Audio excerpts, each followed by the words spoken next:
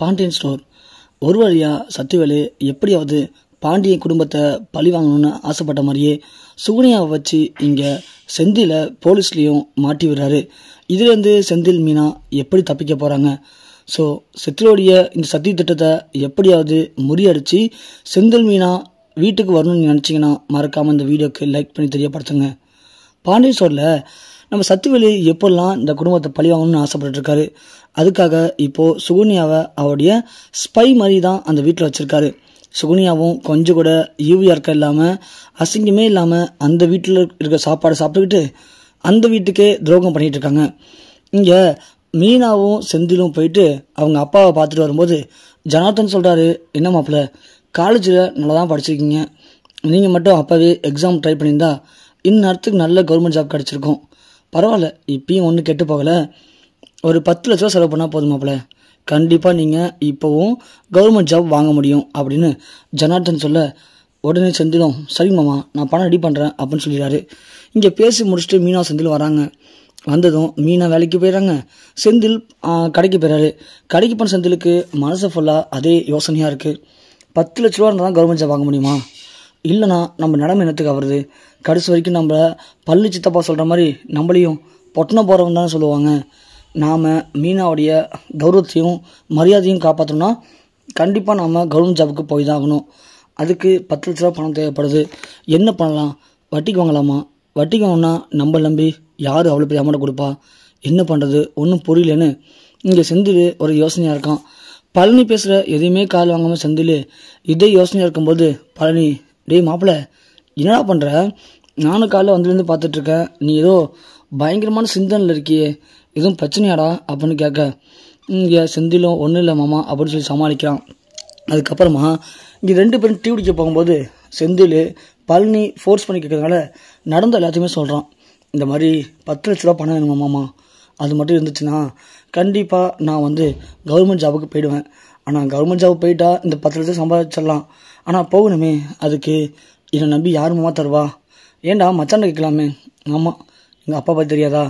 அவ்வளோ காசு கட்டிலாம் போகணுன்னா அந்த வேலையே வேண்டாம், நீ மளிகை கடையை பாரு அப்படின்னு சொல்லுவார். என்னால் அவர் பேச்சை மீறி எதுவும் பண்ணவும் முடியாது. ஆனால் மீனாவுக்கும் மீனாவுடைய அப்பாவுக்கும் நான் ஒரு கவர்மெண்ட் ஜாபுக்கு போகணும் அப்படிங்கிறது தான் அவங்களுடைய ஆசையாகவே இருக்குது. என்னால் இப்போது என்ன பண்ணுறதுன்னு தெரில. இவ்வளோ நாள் மீனாவுடைய அப்பா அம்மா பேசாமல் இருந்தாங்க, ஆனால் இப்போது மீனா கிட்ட அவங்க அப்பா அம்மா பேசுகிறாங்க. மீனா ரொம்ப சந்தோஷமாக இருக்கா.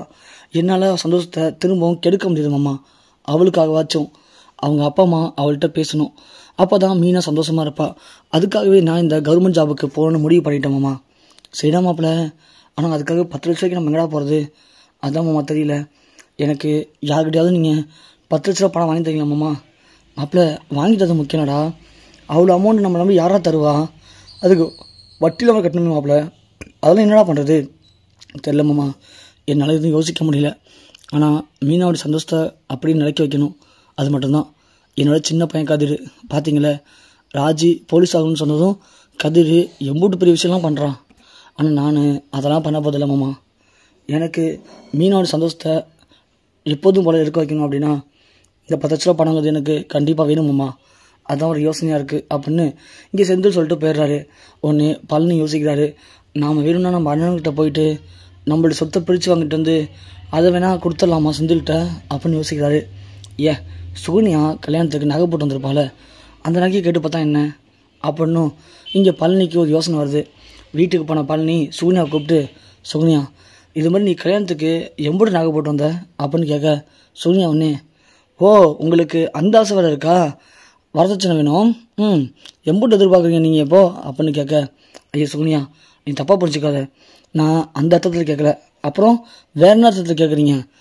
இல்லை சுகுனியா, இந்த மாதிரி செந்திலுக்கு கவர்மெண்ட் ஜாபுக்கு சேரணும்னா 10 லட்ச ரூபா பணம் வேணுமா. அந்த 10 லட்ச ரூபா இருந்தால் கண்டிப்பாக அவன் கவர்மெண்ட் ஜாபுக்கு போயிடுவான். போன உடனே அவனுக்கு சம்பளம் வந்துடும், லோன் போட்டு காசை உடனே கொடுத்துருவான். அதுக்கு தான் என்ன பண்ண தெரியலன்னு சொல்லி என்கிட்ட புலம்பிட்டு இருந்தான். என் மாப்பிள்ளைக்கு அப்புறம் நான் செய்யாமல் யார் செய்ய முடியும்? அதான் உங்ககிட்ட நகை இருந்துச்சுன்னா என்கிட்ட நகை இருந்துச்சுன்னா அதை வாங்கி விற்றுட்டு உங்கள் மாப்பிள்ளையே கவர்மெண்ட் ஜாபுக்கு அனுப்பி வச்சுட்டு நீங்கள் அதே கட்டில் தனியாளான்னு பொட்டனை போகலான்னு நினச்சிட்ருக்கீங்க போலக்கு. இதெல்லாம் ஒரு பொழப்பு. ஏய்யா நீலாம் ஒரு மனுஷனாயா? இந்த காலத்தில் அவன் எப்படி செட்டில் ஆகலாம், எப்படி வீடு கட்டலாம், எப்படி சொத்து சேர்க்கலான்னு குருவி சேர்க்குற மாதிரி சேர்த்துட்டு இருக்கானுங்க. ஆனால் நீனு அந்த ஓட்ட மளிகை கடையில் பொட்டணம் போடுறது மட்டும் இல்லாமல் நீ கெட்டு போகிறது இல்லாமல் என்னையும் கெடுக்க ட்ரை பண்ணுறியா? இங்கே பாரு, உன்னை நம்பி நான் ₹1 தரமாட்டேன். நீ வேணா வேலை பார்த்து காசு தந்து கொடு, அதை சேர்த்து வச்சுருந்து என்றைக்கு ₹10 லட்சம் சேருதோ அன்னைக்கு வந்து நான் உன்கிட்ட கொடுக்குறேன். நீ கொண்டு போய் மாப்பிள்ளைய கவர்மெண்ட் ஜாப்பில் கவர்மெண்ட் அதிகாரி ஆக்கிடலாம். உன்னெலாம் நீலாம் ஒரு ஆளுன்னு சொல்லிட்டு அதான் நினச்சி போய் முதல்ல அப்படின்னு சுகன்யா பழனியை ரொம்பவுமே அசிங்கப்பட்டுட்டு படுத்துடுறாங்க. அடுத்த நாள் காலையில் சுகன்யா இந்த விஷயத்த போய்ட்டு சத்துவிட்டு சொல்கிறாங்க. மாமா, உங்கள் தம்பி ஏன் மாமா இப்படி இருக்காரு, ரொம்ப இதாக இருக்காரு மாமா, அதை அவர் ஏன்டா கல்யாணம் பண்ண எனக்கு யோசிக்க வைக்கிறது. என்ன சுகன்யா சொல்கிறேன், என்னாச்சு அப்படின்னு கேட்க சுகன்யாவோ நடந்ததையும் சொல்கிறாங்க. இந்த மாதிரி செந்திலுக்கு ₹10 லட்சம் பணம் வேணுமா கவர்மெண்ட் ஜாப் போகிறதுக்கு, அதுக்கு என்கிட்ட வந்து நகை இருக்கான்னு கேட்குறாரு மாமா. இதெல்லாம் என்ன அர்த்தம் அப்படின்னு சுகன்யா பேச சத்துவிலுக்கு உடனே ஒரு யோசனை வருது. நாம் ஏன் காயை இப்படி நோத்தக்கூடாது அப்படின்ட்டு. சரிம்மா சுகன்யா, நீ விடு, நான் பார்த்துக்கிறேன் அப்படின்னு சொல்லிட்டு முடிவு பண்ண சத்துவேலு ஒரு ஆளை வச்சு ஜனார்த்தனை போய் பார்க்க வைக்கிறாங்க.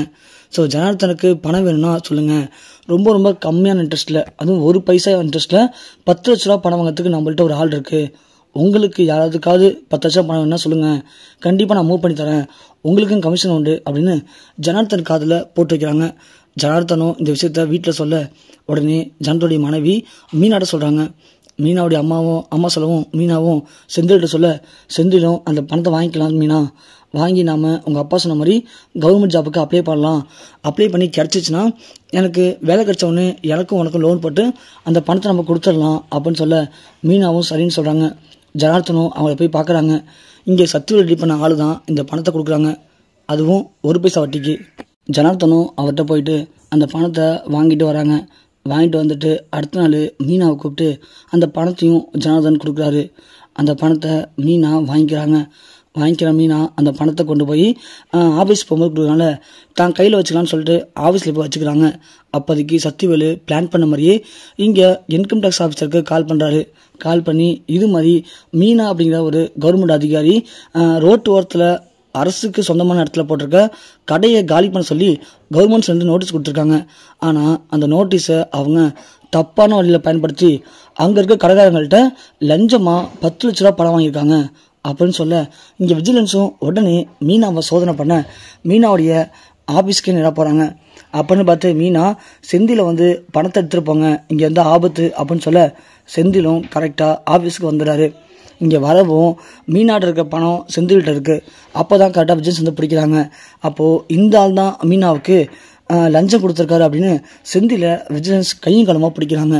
செந்தில் சொல்கிறாரு, இல்லை சார், நீங்கள் தப்பாக நினச்சிட்டீங்க, நான் அவருடைய கணவர் தான், அப்படி இருக்கும்போது நான் எதுக்காக என் மனைவிக்கு லஞ்சம் கொடுக்க போகிறேன், உங்களுக்கு தப்பான தகவல் வந்திருக்கு அப்படின்னு சொல்ல அதெல்லாம் ஓகே சார், இந்த பணம் உங்களுக்கு எதுக்கு, ஸோ இந்த பணத்தில் கைரேகை பாருங்கள் அப்படின்னு செக் பண்ண கரெக்டாக சத்திவேலு ஏற்கனவே இந்த பணத்தை கொடுக்கும்போது அந்த பணத்தில் மாவு தடவை தான் கொடுத்துருக்காங்க. ஸோ அதனால் கைரேகை தெளிவாக பதிஞ்சிடுது. அதோட மீனா இந்த பணத்தை வாங்கி தான் புருஷன் செந்தில வர சொல்லி இந்த பணத்தை வீட்டுக்கு எடுத்துகிட்டு போய் சொல்லி மறைக்க ட்ரை பண்ணியிருக்காங்க. இப்போது கையங்களுமா பிடிச்சாச்சு அப்படின்னு கேஸ் ஃபைல் பண்ணி மீனாவையும் செந்திலையும் அரெஸ்ட் பண்ணுறாங்க. அதை பார்க்க சத்திவேலுங்க கொண்டாட்டம் தாங்க முடியல. எது எப்படியோ பாண்டிய குடும்பத்தை பழி வாங்க நினச்சோம், ஒரு வழியாக மீனாவும் செந்திலும் மாட்டிக்கிட்டாங்க. ஒரு விக்கெட் வீட்டில் இப்போ அவுட்டு. இதுலேருந்து கண்டிப்பாக இனி செந்தில் மீனாவால் வெளியே வரவே முடியாது. செந்தில் கவர்மெண்ட் ஜாபுக்கு போகணுங்கிற கனவும் காலி, மீனாவுடைய கவர்மெண்ட் ஜாபும் காலி. இப்போது 2 பேரும் வீட்டில் மூலையில் உட்காந்து அழ வேண்டியதான். இப்போது பாண்டியன் கண்டிப்பாக துடிச்சு போயிடுவான்.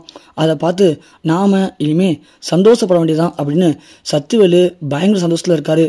ஆனால் பாண்டியன் குடும்பத்தினர்கள் இந்த உண்மையை எப்படியாவது கண்டுபிடிச்சி செந்தில் மீனா மேலே தப்பு இல்லைன்னு நிரூபிப்பாங்களா? அப்படி கூடி சீக்கிரம் நிரூபித்தா நல்லாக்கும்னு நினச்சிங்கன்னா மறக்காமல் நம்ம சேனலை சப்ஸ்கிரைப் பண்ணி தொடர்ந்து ஃபாலோ பண்ணுங்கள்.